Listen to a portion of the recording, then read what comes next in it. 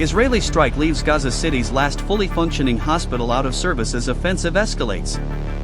An Israeli airstrike early on Sunday has incapacitated the last fully functioning hospital in Gaza City as the military expands and intensifies its campaign across the territory.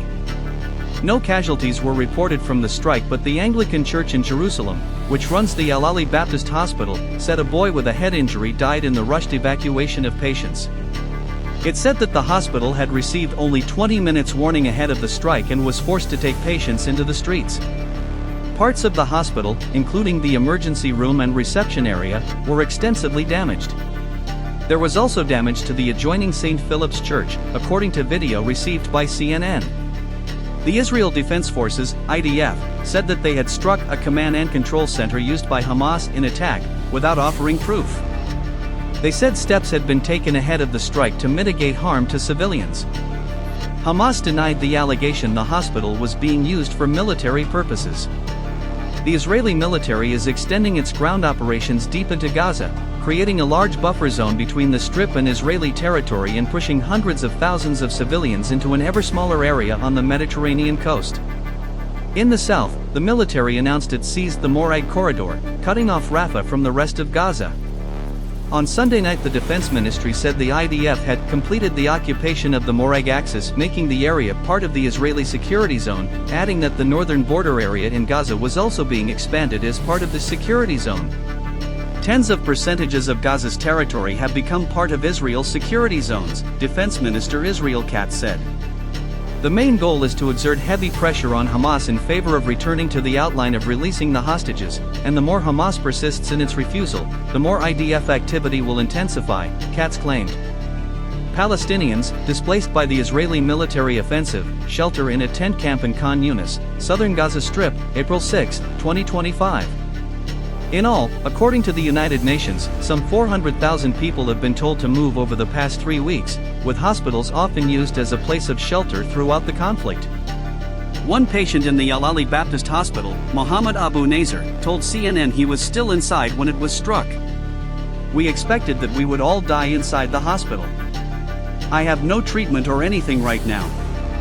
We have no option but to travel abroad for treatment," Abu Nazar added.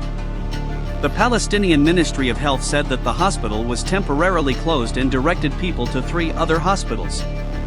The Jerusalem Diocese condemned the strike and said that in addition to the damage to the emergency department, the 2-story genetic laboratory was demolished.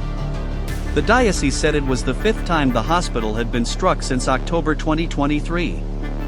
The World Health Organization, WHO, said the now out-of-service hospital's pharmacy was also destroyed and that it was forced to move 50 patients to other hospitals, while 40 critical patients could not be moved. Hospital Director Fidel Naim said the child who died during evacuation had succumbed to lack of oxygen and severe cold. As health facilities across Gaza come under pressure for lack of medicine and equipment, the WHO said that 2 missions, to Al-Ahli and the Indonesian hospital, had been denied by the Israeli authorities. In a post on X, the organization said hospitals in Gaza are in dire need, yet the shrinking humanitarian access is obstructing WHO's ability to resupply them and preventing patients from safely receiving life-saving care. Samar Adder, an American doctor with the Palestinian-American Bridge working in the Al-Ahli hospital, told CNN that the attack had created a desperate situation.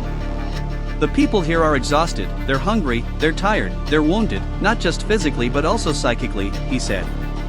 Al-Ahli is one of the few functioning hospitals across Gaza, treating up to 1,000 patients a day. An Israeli siege left Al-Shifa Hospital in Gaza City, the largest in the territory, in ruins last year. It began accepting some patients months later. The strike drew international condemnation, including from the UK, Qatar, and Saudi Arabia. Deadly strikes in central Gaza. The Israeli military says its forces are operating in several areas of Gaza. The IDF said Sunday that it had attacked a weapons storage compound in northern Gaza early on Sunday and announced that over the previous 48 hours, the Air Force had struck more than 90 terror targets belonging to terrorist organizations throughout the Gaza Strip. Video also showed another airstrike on a building in the area of Deir al-Bala in central Gaza. The IDF said the building was another Hamas control center, and at the time it was struck, numerous Hamas terrorists were operating from within the compound. In a later statement, the military said it killed Ubayd al-Naim al-Hadhud Musa, who served as the deputy head of a Hamas sniper cell in the area of Deir al-Bala. Dr. Khalil al-Dakran, spokesman for Al-Aqsa Martyrs Hospital, told CNN that 3 bodies had been brought to the hospital after the strike.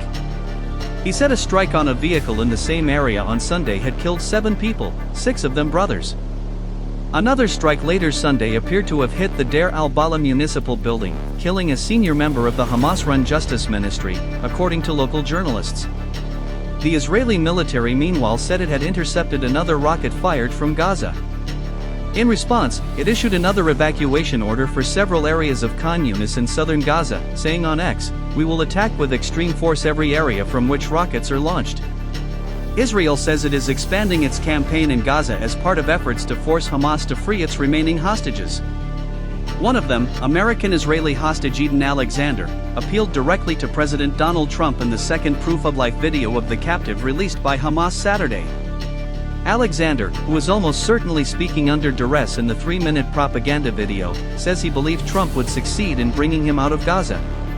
It's unclear when the video was shot, but Alexander references being in Gaza for 551 days, which would indicate the video was recorded quite recently. The video was released on the eve of the Jewish holiday of Passover.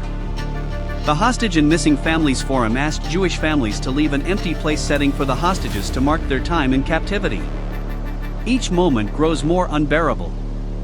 You can see it in his face, his fear, his desperation, Alexander's parents Yael and Adi said on Sunday. President Trump, our hope and trust rest with you now.